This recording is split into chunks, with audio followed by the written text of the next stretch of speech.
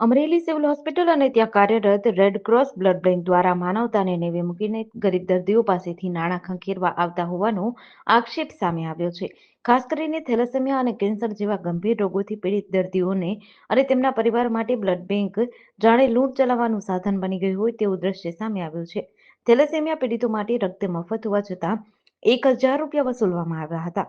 કુંકાવાવ તાલુકાના તોરણી ગામના કિશોરભાઈ મેઘજીભાઈ રાઠોડ તેમના 8 વર્ષના દીકરા માટે લોહી મેળવવા સિવિલ હોસ્પિટલે ગયા હતા.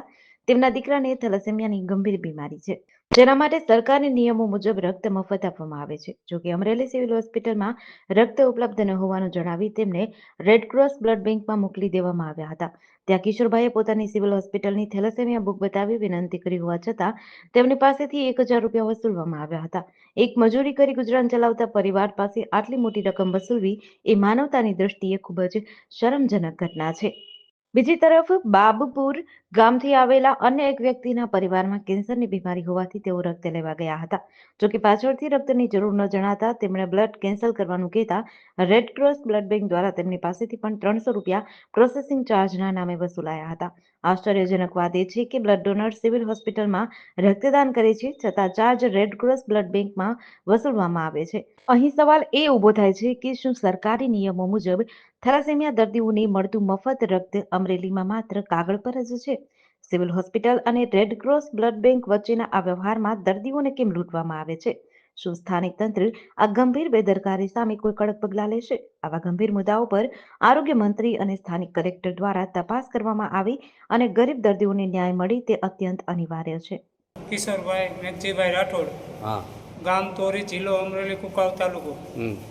અહીંયા 8 વર્ષનો બાબો છે મારો. થેલેસેમિયા નામનો એને રોગ છે. હું 8 વર્ષ ત્યાં અમરેલી સિવિલમાં એમની ટ્રીટમેન્ટ સારવાર લઉં છું, બ્લડ ચડાવું છું.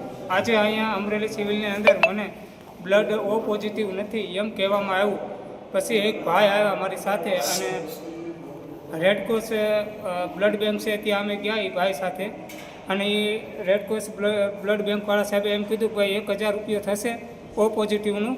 પછી એમને મેં મારી થેલેસેમિયાની બુક બતાવી સિવિલની, તો એણે એમ કીધું કે ભાઈ એ અહીંયા કાંઈ નહીં ચાલે, 1,000 રૂપિયા આપો તો જ તમને બ્લડ મળશે. પછી મેં મારા બાબાને 1,000 રૂપિયા આપી અને બ્લડ લીધો ત્યાંથી અને અત્યારે બ્લડ ચાલુ છે ચડાવવાનું. તમે કીધું એને કે થેલેસેમિયા છે? હા, મેં એમને થેલેસેમિયા છે એમ કીધું અને આ બુક પણ એમને થેલેસેમિયાની બતાવી. આ બુક અહીંની છે, અમરેલી સિવિલ હોસ્પિટલની. બરોબર. અને આ ગવર્મેન્ટ બુક છે અને ગવર્મેન્ટની થકે થેલેસેમિયા, એનેમિયા કે આ બે રોગના દર્દીને બ્લડ ફ્રી આપવામાં આવે છે ગુજરાતને, ભારતની અંદર. પણ છતાંય આ બ્લડ બેંકવાળાએ મારી પાસે અત્યારે 1,000 રૂપિયા લીધો અને એક બોટલ બ્લડ આપ્યું. 1,000 રૂપિયાની પહોંચ ક્યાં છે તમારી? હા, અત્યારે છે મારી આગળ 1,000 રૂપિયાની પહોંચ છે. અને 1,000 રૂપિયા લઈને શું કીધું એને? 1,000 રૂપિયા લઈને એમ કીધું કે હવે તમે બ્લડ જમા કરાવી જાજો એક બોટલ, ત્યારે તમને 200 રૂપિયા પરત મળશે. 800 રૂપિયા તો તમારે ભરવાના રહેશે. અને આ એમની બુક છે, સિવિલ હોસ્પિટલ અમરેલી. બરાબર છે. પછી અત્યારે બ્લડ મળી ગયું તમને? હા, અત્યારે મને બ્લડ મળી ગયું છે 1,000 રૂપિયા આપીને. 1,000 રૂપિયા? હા, 1,000 રૂપિયા એમને આપ્યો છે. તમે શું હવે આ સરકારને કઈ કહેવા માંગો છો? હા, સરકારને એ કહેવા માંગુ છું કે સાહેબ, આપણા નિયમ મુજબ જે થેલેસેમિયા નામના રોગના દર્દીઓ છે એમને બ્લડ ફ્રી આપવામાં આવે છે, તો આ બ્લડ બેંકવાળાએ મારી પાસેથી 1,000 રૂપિયા લીધો. એ શા માટે લીધું? તમે શું કામ કરો? હું અત્યારે મજૂરી કરું છું. બરાબર. તમે સિવિલ હોસ્પિટલની બ્લડ બેંકમાં ગયા હતા તો શું કીધું? હા, ત્યાં મને એમ કીધું કે અત્યારે ઓ પોઝિટિવ બ્લડ અહીંયા છે નહીં.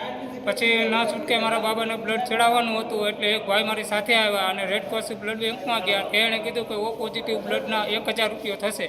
પછી મેં એમને વિનંતી કરી કે સાહેબ, હું થેલેસેમિયા નામનો મારા છોકરાને રોગ છે અને હું અહીંયા હર વખતે ચડાવું છું અમરેલી સિવિલમાં. એમને મેં બુક બતાવી, તોય છતાં એમણે એમ કીધું કે ભાઈ 1,000 રૂપિયા તો થશે તો જ બ્લડ મળશે. ના છૂટકે મારે બ્લડ લેવું પડ્યું 1,000 રૂપિયા દઈને. ઓકે. અત્યારે તમારો છોકરો ક્યાં દાખલ છે? અત્યારે સિવિલ હોસ્પિટલમાં, નવી બિલ્ડિંગ, 3જા માળે. બાબાપુરથી. આ બ્લડ લેવા માટે ક્યાં ગયા હતા? આપણે રેડક્રોસમાં, આપણે સિવિલ રેડક્રોસમાં. ત્યાંથી બ્લડ આપ્યું? નહીં, બ્લડની મારે જરૂરિયાત નહોતી ને એટલા માટે મેં કેન્સલ કરાવ્યું હતું. તો પણ એને મારી પાસેથી 300 રૂપિયા લીધા. કેટલા રૂપિયા ચાર્જ લીધો? 300 રૂપિયા ચાર્જ લીધો. હા, એ એટલે વાંધો. મેં આપી દીધા એમને.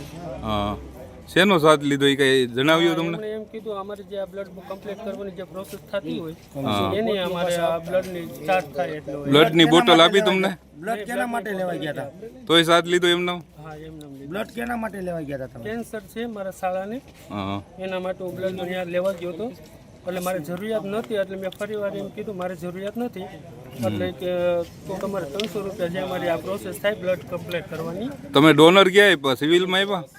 હા સિવિલમાં આ એક ઉપર જ આપ્યા હતા. વાંધો તમે ડોનર સિવિલમાં આપ્યા અને ચાર્જ રેડ ક્રોસમાં લીધો. હા. જેડીસી ન્યૂઝ સાથે મૌલિક દોશી, અમરેલી.